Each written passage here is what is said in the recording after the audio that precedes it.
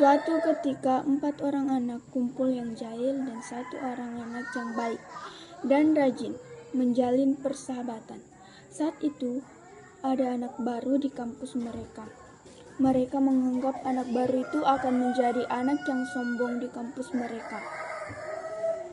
Kemudian mereka membuat suatu rencana yang jahil yang mereka anggap sebagai cara perkenalan dari mereka. Saat itu mereka hanya ditemani oleh Roy dan Rika, tapi ia membalasnya dengan suatu perbuatan baik yang mulia.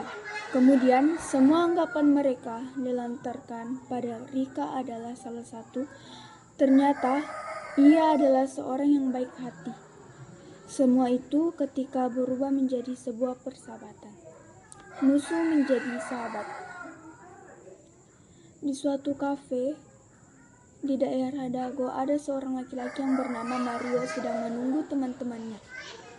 Mario, yang lainnya mana sih? Lama banget. Dari tadi gak datang-datang sambil duduk santai. Tak lama kemudian Kara datang menghampiri Mario. Hey bro, sorry telat datang tadi macet. Mario, gue telepon gak diangkat sambil kesal. Kara, biasa orang sibuk. Mario, alah, Kara, udahlah jangan marah-marah terus. Ya udah akrab, nada sinis. Kara, Rio, kayaknya kelas kita mau mulai belajar deh. Ya pergi Amanda. Iya kayaknya kelas kita juga, Cak. Mereka pun pergi ke kelas masing-masing. Sementara itu di kelas Johnny, Eca. John, kebetulan banget nih si anak baru itu duduknya dekat kita. Johnny, iya mau kita apain dulu nih? Amanda, kasihan gimana kalau itu bisa jadi nambah buat kita. Eca, terserah lo aja John. Saat Johnny mengikatnya Rika ke bangkunya sendiri, disitulah dilihat oleh Roy. Ngapain lo John? Wah, lo jangan mau ngejailin si Rika ya? Johnny, apaan sih ikut-ikutan aja? Kalau gak tahu gak usah sok tahu, Roy. Emang lo ngerjain Rika kan? Gue bisa bilangin lo ke dosen sekarang juga. Johnny, emang lo siapanya sok-sokan jadi pahlawan? Roy, gue cuman kasihan dia masih baru.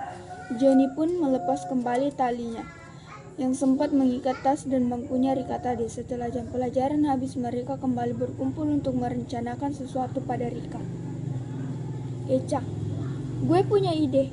Gue lihat tadi dia ada di perpus. Gimana kalau kita kasih sesuatu di lantai depan perpus biar legend? Kara, ide bagus Cak. Mario, tapi yakin ini gak bikin dia celaka? Johnny, gak mungkin lah, ini cuman buat dia gak jadi anak baru yang seorang aja. Kita minta maaf ke Rika mumpung dia masih di perpus. Biasanya kan jam segini ada di perpus sama si Roy. Johnny, ya udah yuk. Mereka pun segera pergi ke perpus untuk meminta maaf pada Rika atas semua perbuatan yang mereka lakukan terhadapnya. Di perpustakaan, si Roy dan Rika sedang membicarakan tentang hobi membaca bukunya masing-masing. Roy, Rik, lo paling suka baca buku apaan di sini? Rika, paling baca tentang sejarah gitulah. Kamu sendiri sering baca buku apa kalau di sini? Roy, gue sih di sini paling baca buku hukum gitu. Johnny dan Mario tiba di perpustakaan dan langsung menemui Rika untuk meminta maaf atas segala yang diperbuat kepada Rika. Roy, ngapain lo John di sini? Mau baca buku juga, Johnny. Ngapain juga baca buku, males banget ya kan Rio? Mario, iya lagian kita di sini mau minta maaf sama Rika. Kita minta maaf sama lo Rika. Aku udah maafin kok Johnny. Makasih udah maafin kita. Gue udah salah nganggap lo yang enggak Rika. Iya gak apa-apa. Setelah beberapa lama Amanda dan Kara, Eca datang ke perpus. Eca, udah lo Rio. John minta maafnya.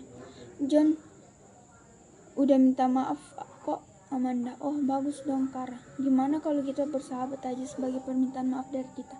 Akhirnya permusuhan itu berujung jadi persahabatan.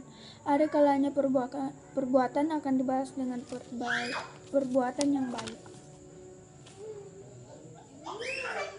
Rika, enggak kok, cuman pinggang agak sakit.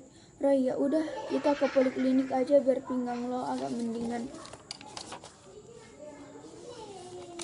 Rika, makasih ya repot-repot. Lagian aku udah mau pulang. Roy, bener nih, gak usah. Kayaknya gue tahu deh siapa yang ngejailin lo.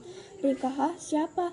Roy, tadi pas di kelas gue lihat si Johnny dan The Gang gitu baru pergi dari ruangan perpus. Rika, masa iya gak boleh netting deh.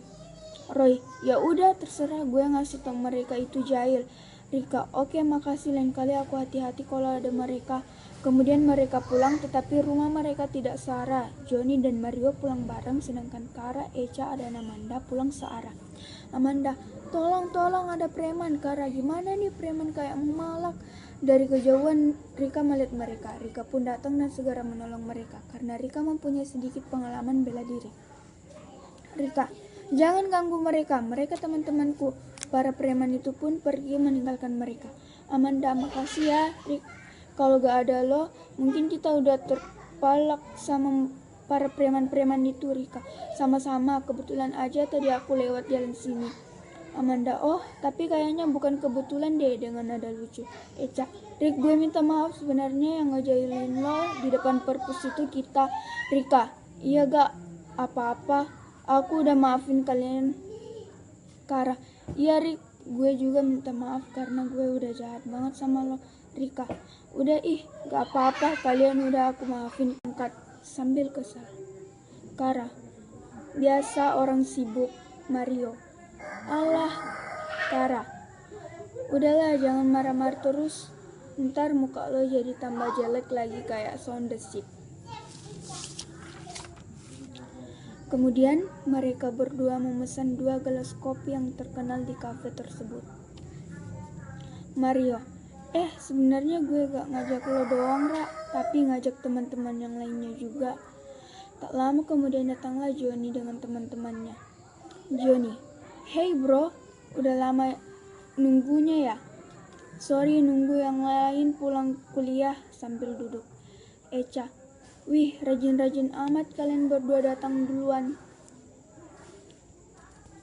Mario, apaan? Orang gue duluan yang datang, si Kara mah baru kesini datangnya. Amanda, udah mending kita bahas tentang pelajaran kuliah tadi. Kopi yang tadi dipesan pun datang. Johnny, kok kopinya cuma 2 sih?